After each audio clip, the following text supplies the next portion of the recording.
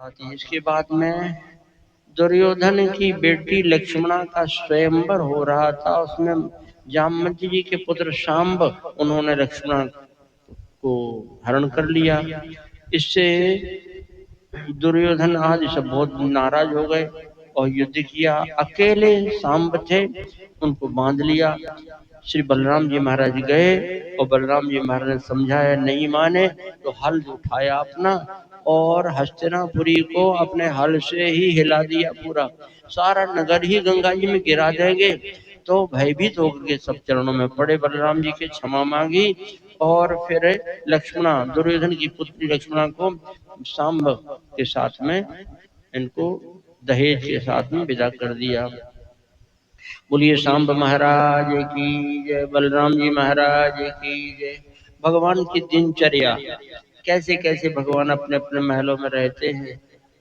देवर्षि नारद जी देखने गए तो दर्शन किया। भगवान की दिनचर्या बड़ी पवित्र दिनचर्या, जैसा गृहस्थाश्रम को रहना चाहिए वैसे ही भगवान की दिनचर्या थी।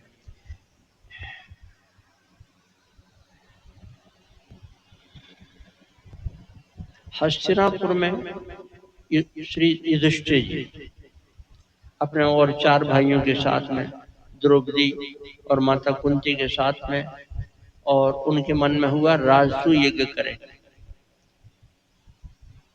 उन्होंने पत्र भेजा भगवान श्री कृष्ण के पास, आपकी कृपा से ही संपन्न हो सकता हमारा राजसू यज्ञ, आप पधारिए। दूसरा एक पत्र और आ गया, ये आ गया मगध देश से, गिरि ब्रज, जरासंध की नगरी से एक दूत लेकर के आया। और दूत किसका? वहां दिग्विजय के लिए निकला जरासंध। तो जिस राजा ने सिर नहीं झुकाया, कैद कर लो, कैद कर लो। ऐसे सारे राजाओं को कैद कर लिया। 20,800 राजाओं को एक पहाड़ी में कैद करके रखा वहां पर। उन 20,800 की तरफ से एक दूत आया पत्र लेकर के, श्री कृष्ण भगवान से, हम सब आपकी शरण में, आप ही हमारा उद्धार कर सकते हैं, नहीं तो इस कैद खाने में से हम निकल नहीं सकते हैं, क्या करना चाहिए। एक पत्र आया है दूतों का, जो कैदी राजा है उनकी तरफ से। एक पत्र आया हस्तिनापुर से युधिष्ठिर जी महाराज का। अब हम कौन सा काम पहले करें? उद्धव जी ने कहा कि दोनों ही कार्य करने के लिए एक काम होना जरूरी है। वो क्या है? जरासंध की मृत्यु। जरासंध मर, क्योंकि राजसू यज्ञ वही करता है जो भूमंडल का सम्राट होता है, और जरासंध के रहते आप सम्राट नहीं माने जाएंगे, तो पहले उसको मारना हो। और कैदी राजाओं को निकालने के लिए भी जरासंध को मारना है। भगवान हस्तिनापुर गए और वहां से भीमसेन को साथ लिया, अर्जुन को साथ लिया और आए गिरिव्रज जरासंध की नगरी में। जरासंध बहुत उदार था, ब्राह्मण भक्त था। प्रातःकाल स्नान करके वो अपना बैठ जाता था और दान करता, ले जाओ ले जाओ ले जाओ। ब्राह्मणों को खूब दान करता था। उन्हीं ब्राह्मणों की कतार में श्री कृष्ण, भीमसेन और अर्जुन भी ब्राह्मण का वेश बना करके वहीं खड़े हो गए। राजन, हम भी भिक्षा मांगने आए हैं, आपसे याचना करने आए हैं। जरासंध ने कहा, ब्राह्मण जैसे तो नहीं दिखाई पड़ते, लेकिन तुम हो कौन, क्या मांगने के लिए आए हो? बोले, हम आपसे गदा युद्ध की भिक्षा मांगने आए हैं। जब वो सेना लेकर तैयार हो जाएगा तब उसको मारना कठिन पड़ेगा, और भगवान के संकल्प से तो क्या नहीं हो सकता है। हम आपसे युद्ध करना चाहते हैं। इन 3 में से किसी, जिसको आप समझे। मैं कृष्ण हूँ, ये अर्जुन है और ये भीमसेन है। हंसने लगा जोर से और बोला कि अच्छा अच्छा, देखो तुम तो भगोड़े हो, हमारे डर के मारे तुम समुद्र द्वारिकापुरी में वहां रहते हो, मथुरा छोड़ के भाग गए। और ये अर्जुन भी कमजोर पड़ता, हमारे टक्कर में नहीं है, हमारे टक्कर में भीमसेन है, चलो आ जाओ। और ये दोनों का गदा युद्ध शुरू हुआ, और 2, 4, 10, 20 दिन नहीं हो, पता नहीं 27 दिन का युद्ध कैसे हो, क्या होता है, जहां देखो था 27 दिन 27 दिन। और 27 दिन युद्ध चला, दिन भर युद्ध होता। उसके बाद में फिर स्नान करते, सब लोग स्नान करके भोजन करते, विश्राम करते, अपनी चोट वोट पर दवाई ववाई लगाते, और सवेरे होकर के फिर भिड़ जाते थे। ऐसे करके 27 दिन बीतने पर भीमसेन ने भगवान से कहा, नहीं मार पाएंगे, बहुत बलवान है। भगवान ने कहा कि चिंता नहीं करो, अब कल निपटारा हो जाएगा। अपनी ताकत से नहीं मार सकते हो, भगवान की ताकत का सहारा लो तभी काम होगा। और युद्ध हो रहा था भीमसेन का और जरासंध से। जब दांव पेच लगा रहे थे, भगवान ने एक तिनका लिया घास का इतना बड़ा, और तिनका को लिए बीच से चीर दिया ऐसे, और एक इधर फेंक दिया, एक इधर फेंक दिया। और भीमसेन समझ गए बात को, जरासंध को पटक दिया। उसका एक पैर से उसका पैर दबाया, दूसरा पैर को हाथ से पकड़ के खींच दिया। जरासंध के दो टुकड़े हो गए। क्यों? जरा नाम की राक्षस ये अपने माता पिता माता के गर्भ से ऐसे ही पैदा हुआ था, दो टुकड़े में, दो टुकड़े में पैदा हुआ था अलग अलग। और इसकी माँ ने फेंक दिया था उसको। जरा नाम की राक्षसी ने दोनों को जोड़ दिया, तो जुड़ गया दोनों, तब से जुड़ा आया। ये रहस्य ठाकुर जी जानते, और भगवान ने संकेत किया तो भीमसेन ने बीच में से दोनों को अलग कर दिया है। बोली भक्तवत्सल भगवान की जय। जरासंध मारा गया और उसके पुत्र को सहदेव नाम था। सहदेव को उस गद्दी पर बैठाया और वहां 20,800 राजाओं को कैद में से निकाला गया। कितने? 20,800 जो उसके यहाँ कैद थे राजा महाराजा, उनको निकाला गया।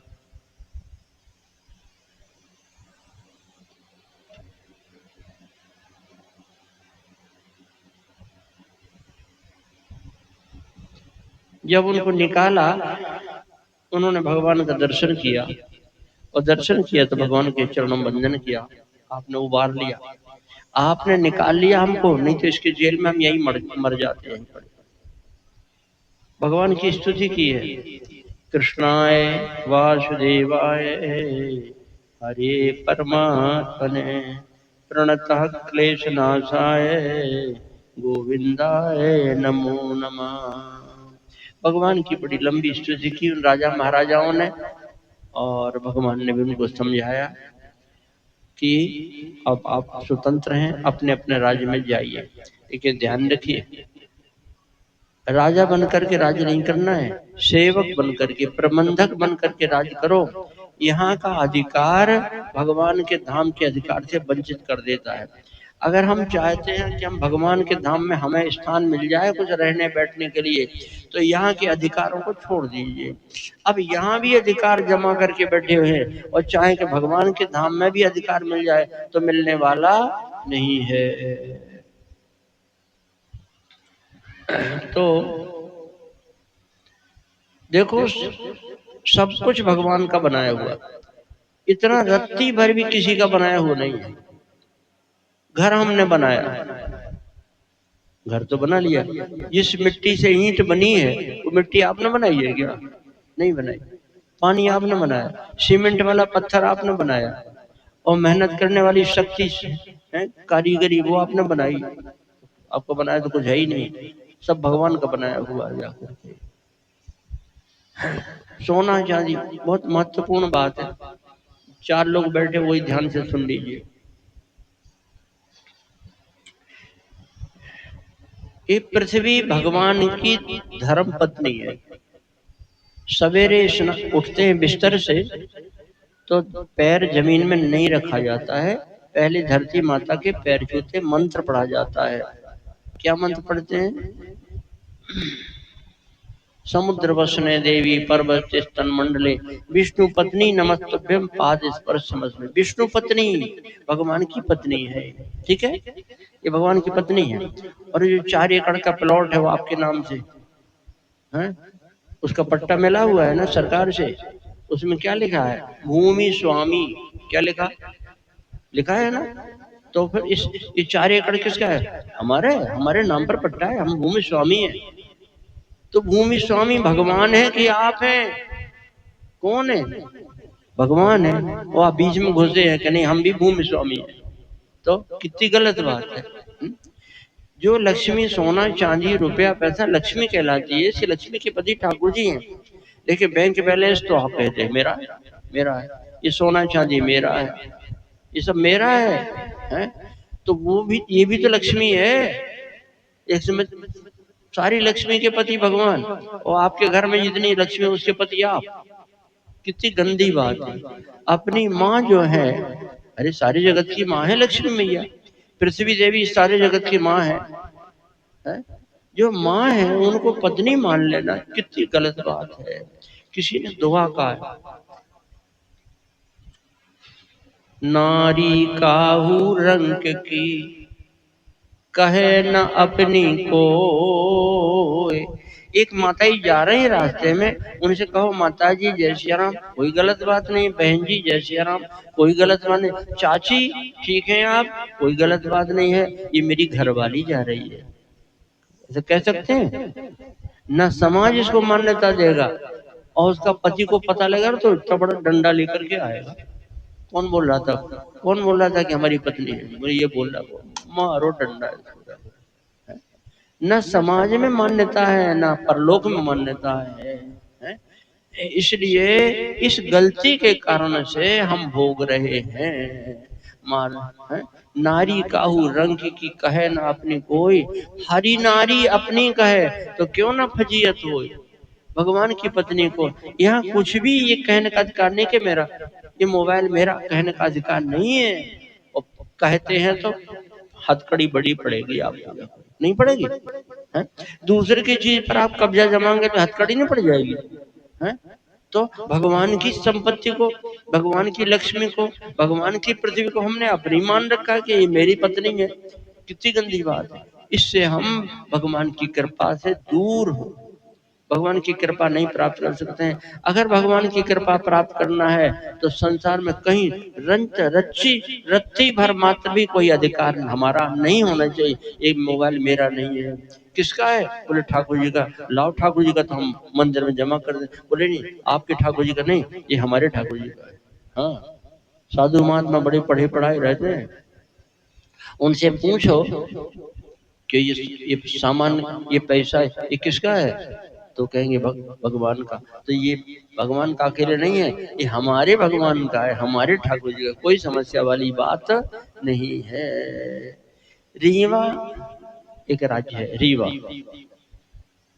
और जब कभी राजकुमारी की राजगद्दी राज्याभिषेक होता था तो सिंहासन के ऊपर में राजकुमार को नहीं बैठाया जाता था। किसको बैठाया जाता था? मंदिर के ठाकुरलाल जी, मंदिर के ठाकुर जी कहलाते थे राजा धीराज। अरे तुम तो राजा हो, राजा धीराज तो ये है। तो जब राज्याभिषेक हो तो ठाकुर जी का राज्याभिषेक होता था, राजकुमार का नहीं होता था। वो तो माना तो जाता ही था कि राजकुमार, लेकिन ये प्रक्रिया। एक राजा वहां ऐसे हुए जिन्होंने राजसी कपड़े कभी नहीं पहने। बोले नहीं, हम राजा थोड़ी, हम तो सेवक हैं, हम सिपाही हैं, हम तो ठाकुर जी के जाते। उन्होंने कभी राजसी वस्त्र ही नहीं पहने। मतलब कहने का कि भगवान की कृपा प्राप्त करना है तो संसार का अधिकार छोड़िए, पूरी तरह से छोड़ दीजिए। मेरा मुझ में कुछ नहीं है, यहाँ कुछ भी रत्ती मात्र, ना 1 इंच जगह और ना 1 रुपया पर हमारा अधिकार, कुछ भी हमारा नहीं है। सब भगवान का, सब भगवान का, सब भगवान का है। दास के मन में तो ये है कि जब शरीर छूटे तो हमारे पास कफन के लिए कपड़ा ना निकले, पैसा ना निकले हमारे पास है। फिर हमारे चेला लोग हैं वही करें व्यवस्था जाकर, और ऐसे ही होना चाहिए। हमारे जो संपर्क में महापुरुष आए, हमारे गुरुदेव भगवान, उनके नाम से ना ही रंच मात्र कहीं जमीन और ना पैसा ना बैंक बैलेंस, कुछ नहीं था जाकर, कुछ भी नहीं। अपने नाम आश्रम का मानते, दूसरे के नाम, अपने नाम कुछ नहीं है जाकर। बक्सर वाले मामा जी महाराज, इतना प्रभाव था उनका, लेकिन कहीं अपना बैंक में खाता नहीं था उनका, कुछ भी अपना नहीं मानते थे। और हमें भी इस परिपाटी का अनुसरण करना चाहिए। संसार जो कुछ भी ये सब भगवान का बनाया हुआ है, भगवान का ही मानना चाहिए, हमारा कहीं कोई अधिकार नहीं होना चाहिए। बोली भक्तवत्सल भगवान की। ये बात समझाई भगवान ने किसको? वो जरासंध के कैद में पड़े हुए राजा महाराजा, जो आज उनको छुट्टी हो रही है, कैद में से निकाला गया, उनको समझाया है। और फिर ये समझाया है कि मेरा भजन करो है। गीता जी में श्री कृष्ण भगवान ने अर्जुन से कहा है, माम स्मर युद्ध च, मेरा स्मरण करो और लड़ाई युद्ध करो जा करके। ऐसे ही उन राजा महाराजाओं को भगवान ने समझाया है कि मेरा भजन करते रहो। कबहू काल न व्यापै तो ही सुमरे सुभजे सु निरंतर मोहि। मेरा निरंतर स्मरण करो, तुम्हारे ऊपर काल की अधिकार नहीं रहेगा। रसखान जी महाराज कहते बड़ी अच्छी बात, सुनिए सबकी कहिए न कछु, रहिए मिया भव बागर में। सुनिए सबकी कहिए न कछु, रहिए इमिया भव बागर में। मिलिए सबसों दुर्भाव बिना, रहिए सत्संग उजागर में। करिए व्रत नेम सच्चाई लिए, करिए व्रत नेम सच्चाई लिए, यही से तरिए भव सागर में। रस खान गोविंद को यो भजिए, रस खान गोविंद को यो भजिए, जिमि नागरी को चित गागर में। रस खान गोविंद को यो भजिए, जिमि नागरी को चित गागर में। जैसे कोई माताजी पानी भरने गई कुआं के ऊपर में, वहां से एक सिर पर रखा, एक के ऊपर एक और रखा, और एक और रखा, हाँ इतना तीन तीन लेकर के चलती हैं, जा रही हैं। कोई मोहल्ले में स्त्री पड़ोसी मिल गई कोई, तो उससे बात भी कर, लेकिन चित्त है, ध्यान है, सिर के ऊपर में तीन घड़े रखे हुए, हिलाना नहीं है, नहीं तो गिरेंगे फटाक से फूट जाएंगे जाकर के, हैं। इसी प्रकार से नागरी को चित्त गागर में, जैसे उस स्त्री का चित्त सब व्यवहार करते हुए भी गागर में है, ऐसे हमें भी भगवान के चरणों में मन को लगाए रहना चाहिए। काम भी करना है, ऑफिस भी देखना, घर भी देखना, बाजार भी देखना है, सब देखना है, लेकिन चित्त कहाँ लगा हुआ है? ठाकुर जी के चरणों में होना चाहिए, तो ये माया आपका व्यापेगी नहीं, ऐसा समझाया। उनको स्नान करवाया, छौर करवाया राजा महाराजा का, सुंदर बढ़िया बढ़िया राजसी वस्त्र पहनाए, और फिर रथ तैयार करवाए सब राजाओं के लिए, और उनको अपने अपने राज्य में भेज दिया गया। सब भगवान के गुणगान गाते हुए अपने अपने राज्य में चले गए। बोलिए भक्तवत्सल भगवान की जय।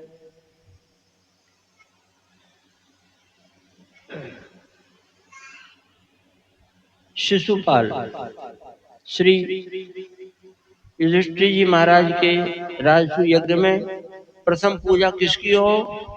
तो लोगों ने श्री कृष्ण भगवान, प्रथम पूजा के अधिकारी भगवान ही है जाकर के। लेकिन जो शिशुपाल वो भगवान से बड़ा द्वेष रखता था, चिढ़ गया और भगवान को बुरा भला कहने लगा। अंत में जाकर के भगवान को चक्र उठाना पड़ा, और चक्र से उठाया और शिशुपाल का सिर काट दिया है। शिशुपाल हमारे, बोली भक्तवत्सल भगवान की जय। इधर द्वारिका में युद्ध करते हुए सालों का भी अंत हुआ। दंतवक्त्र को मारा भगवान ने, विदुरथ को मारा, और बलबल का उद्धार बलराम जी महाराज ने किया है। ये बलबल नैमिषारण्य में ऋषि मुनि जहाँ अपना कथा श्रवण करते थे, 88,000 ऋषि, वहां पर बड़ा उपद्रव किया करता था। बलराम जी महाराज तीर्थ यात्रा में जब नैमिषारण्य पहुंचे, तो वहां के ऋषियों ने कहा कि बलराम जी महाराज आप इसको सुधार दीजिए, और बलराम जी महाराज ने बलबल को मार करके ऋषियों को चिंता से मुक्त कर दिया।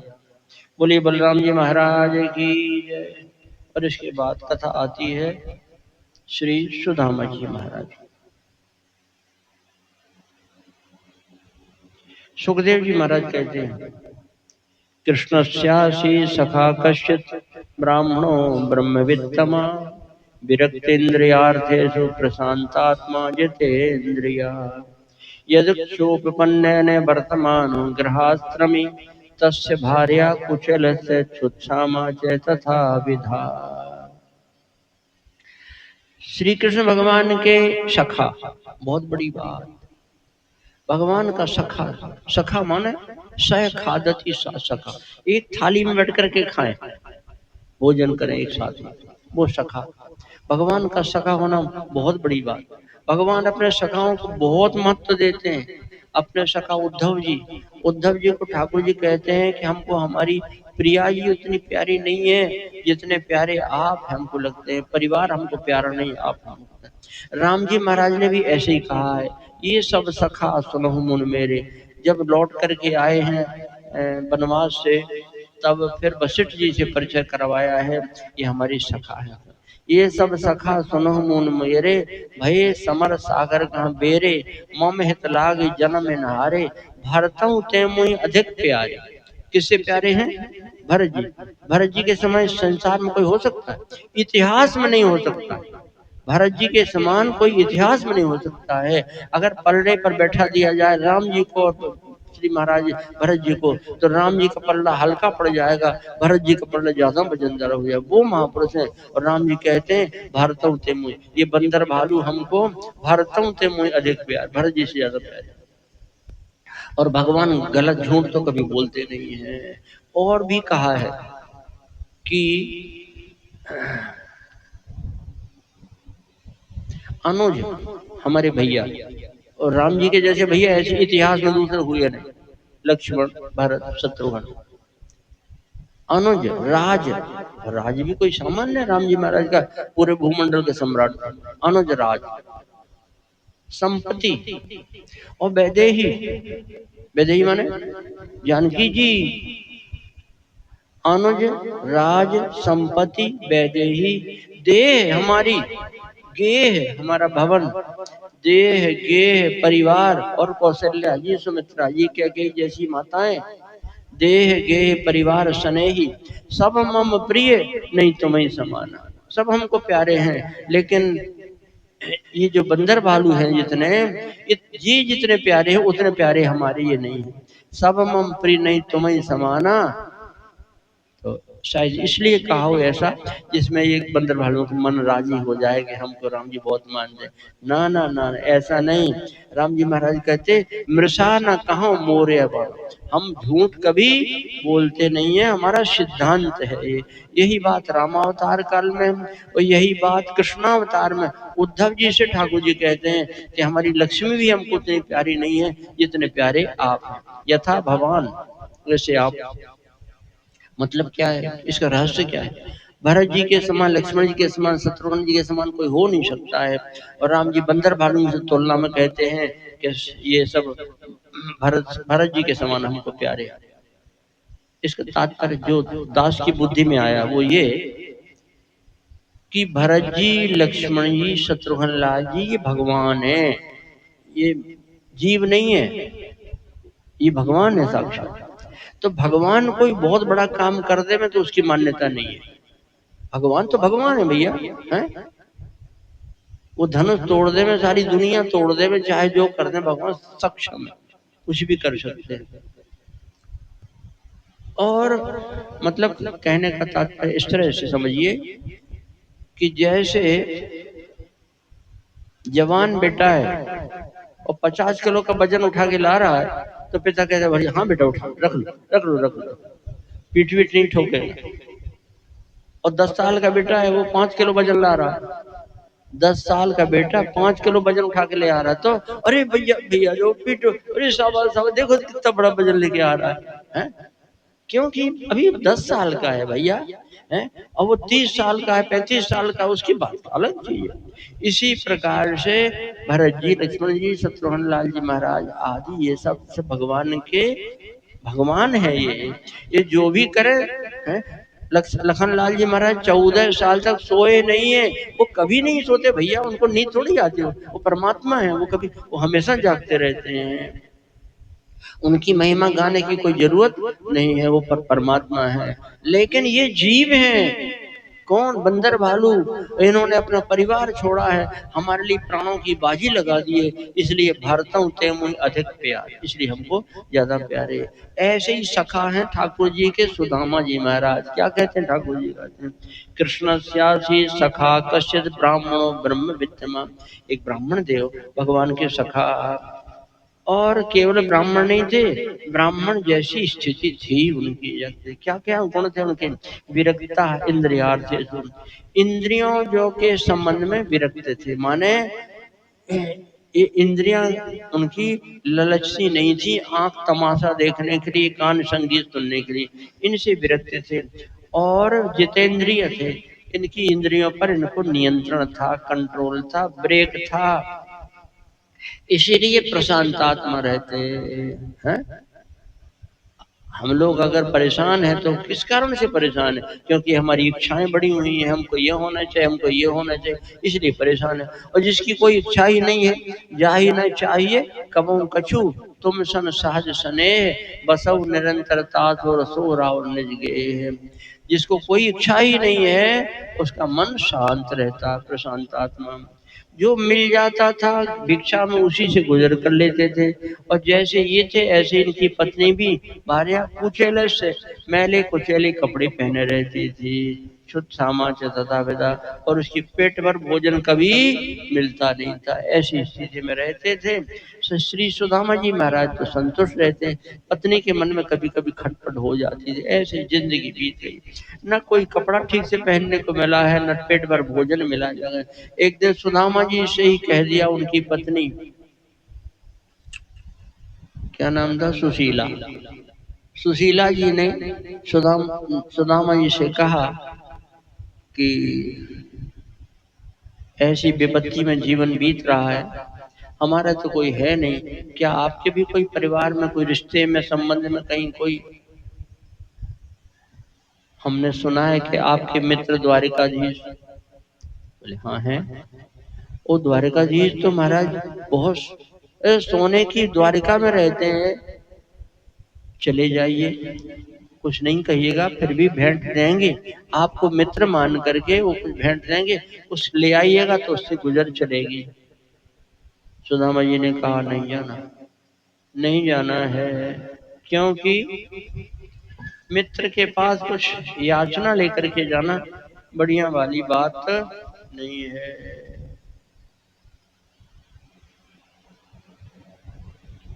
अच्छा ठीक है, कुछ मांगने नहीं जाइए, हम कहाँ कह रहे कि मांगिए, आप दर्शन तो कराइए।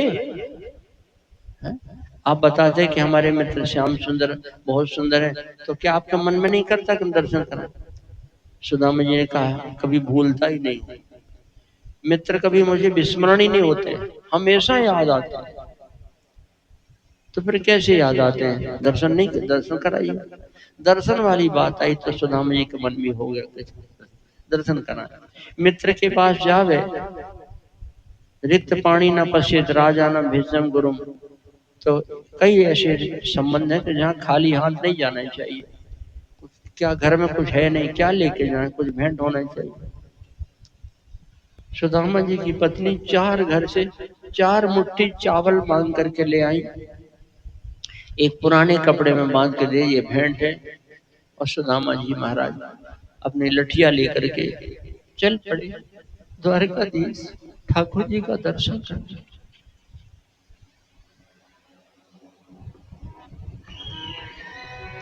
कन्हैया तेरी, किसी से पूछा, हम गए नहीं कभी, द्वारिकापुरी कितना दूर है? उसने कहा क्या इसी शरीर से जाना चाहते हो? अरे इसी शरीर से नहीं जाना चाहते हो तो मरने के बाद जाना चाहते हो, तो संभव नहीं। ये दुबला पतला शरीर से द्वारिकापुरी तक जाना हमको संभव नहीं दिखाई पड़ता है। सुदामा जी महाराज कहते हैं, कन्हैया तेरी द्वारावती अति दूर, कन्हैया तेरी द्वारावती अति दूर, पत्नी ने प्रेरणा दई है, पत्नी ने प्रेरणा दई है, जानो बहुत जरूर, जानो बहुत जरूर, कन्हैया तेरी द्वारावती अति दूर, कन्हैया तेरी द्वारावती अति दूर, रेतीलो मैदान भयावर, रेतीलो मैदान भयावर, जंगल झाड़ी झूर,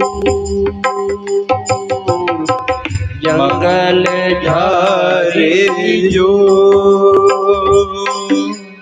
मार्ग अगम संग नहीं संभल, मार्ग अगम संग नहीं संबल, तन भोचक नाचूर,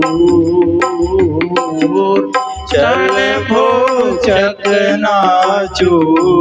कन्हैया तेरी द्वारावती अति दूर, कन्हैया तेरी द्वारावती अति दूर, मैं जितनो चल सको वहाँ तक, मैं जितना चल सकूं वहाँ तक। चले थे, चलते चलते थक गए, एक पेड़ के नीचे बैठ गए, अब नहीं चला जाता, शरीर में शक्ति नहीं है, सामर्थ्य नहीं है। मैं जितनो चल सको जहाँ तक, मैं जितना चल सकूं जहाँ तक, कोशिश की भरपूर, कोशिश की भरपूर, अब आगे मेरे बस की नहीं, अब आगे मेरे बस की नाही, रहो विसूर विसूर,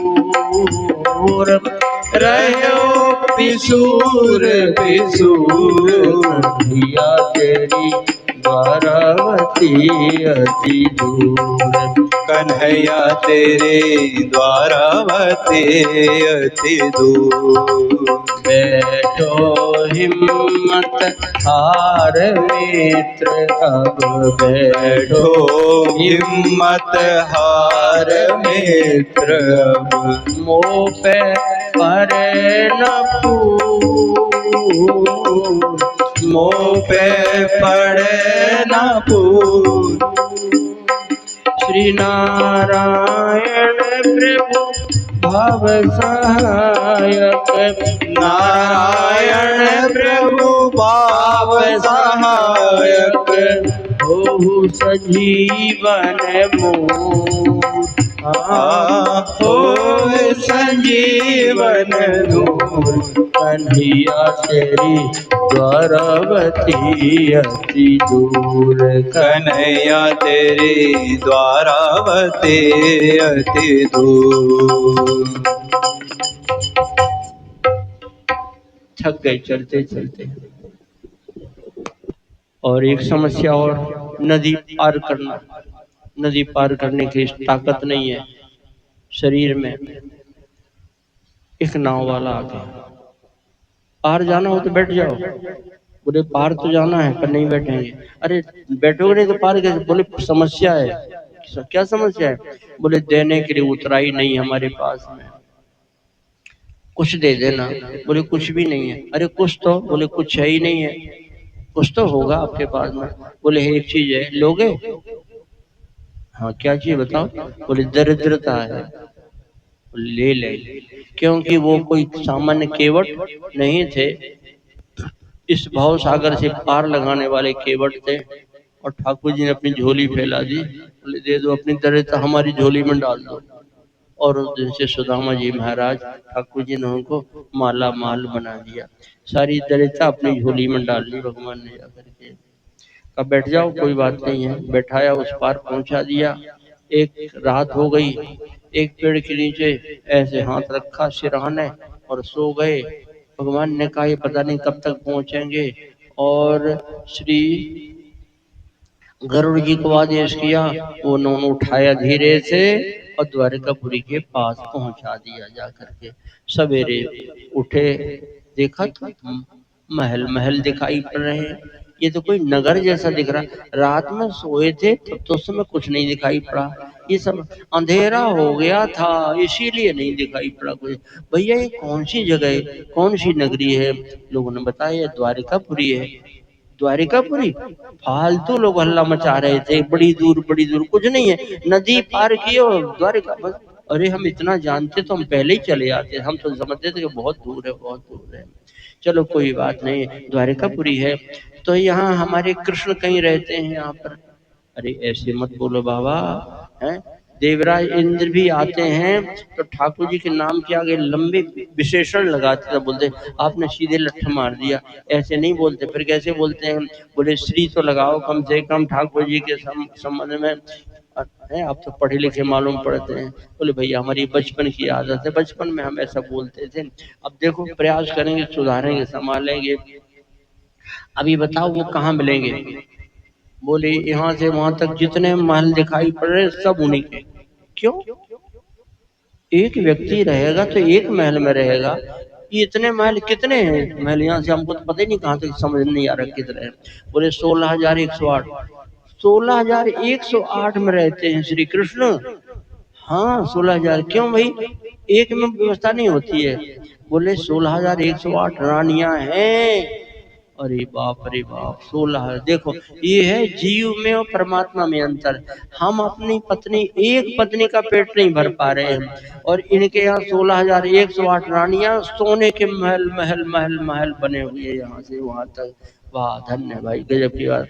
अच्छा तो हमको दर्शन उनका हो जाए, कहाँ होगा दर्शन?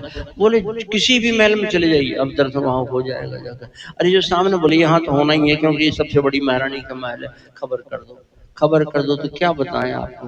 बोले हमारा नाम सुदामा, हम बचपन के सहपाठी हैं, मित्र हैं उनके। अच्छा आप उनके मित्र हैं? दरिद्रता की साक्षात मूर्ति, और कहते हैं उनके मित्र हैं। चलो कोई बात नहीं है। एक सेवक ने जाकर के खबर की। क्या खबर की?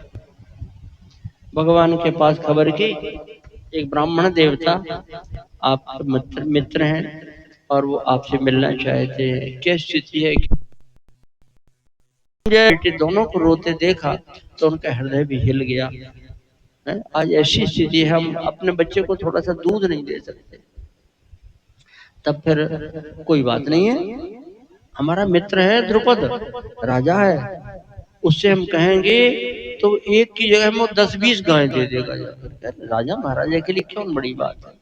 राजा प्रसन्नम गज भूमि दानम। तो ये गए जाकर के। अब राजा महाराजा ठाट बाट है, सेवक थे द्वार पे ऊपर में, किससे मिलना है? बोले हमको द्रुपद, द्रुपद से मिलना है, कहना कह देना कि आपके मित्र आए हुए हैं। ठीक है, सेवक ने जाकर कहा आपके मित्र, और वो दौड़े दौड़े आए, जाकर देखा अरे तुम हो। हम समझे कोई मित्र, कोई राजा महाराज को मिलने के लिए आया। अरे भाई ये मित्रता वाली बात बराबरी में होती है, तुमको संकोच होना चाहिए मित्र कहने में। मैं राजा हुआ, तुम एक दरिद्र ब्राह्मण हो, और तुम्हें मित्र कहने में संकोच नहीं हुआ? ऐसी बात कही, द्रोणाचार्य हृदय तो हिल गया। बोले देखो ये मुझे मित्र भी स्वीकार नहीं कर रहा जाकर के, अब क्या मांगे उससे? चले गए। मतलब कहने का कि संसार में प्रीति का निर्वाह करना तो केवल ठाकुर जी को आता है और किसी से नहीं है।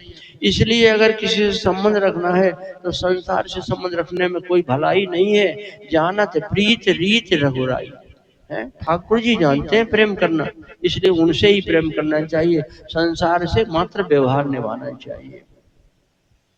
बोली भक्तवत्सल भगवान की जय। ठाकुर जी दौड़ पड़े और दौड़ करके गए। धन्य दीन बंधुनाथ नारायण तेरे बिना, दूजों को निभावे ऐसो दीन प्रति प्यार।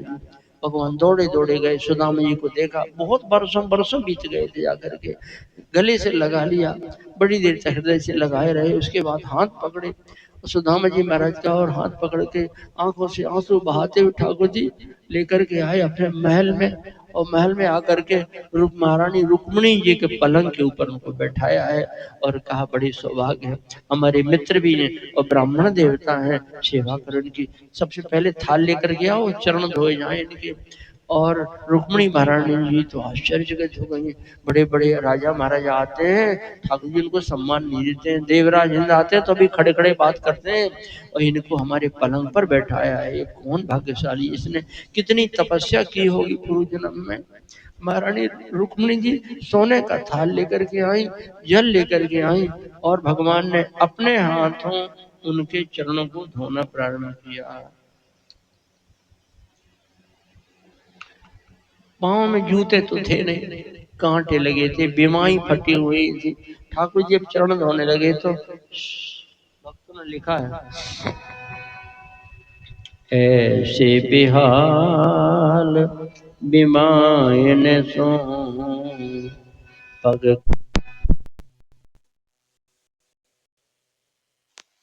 बेहाल बिमायन सो पग कंटक जा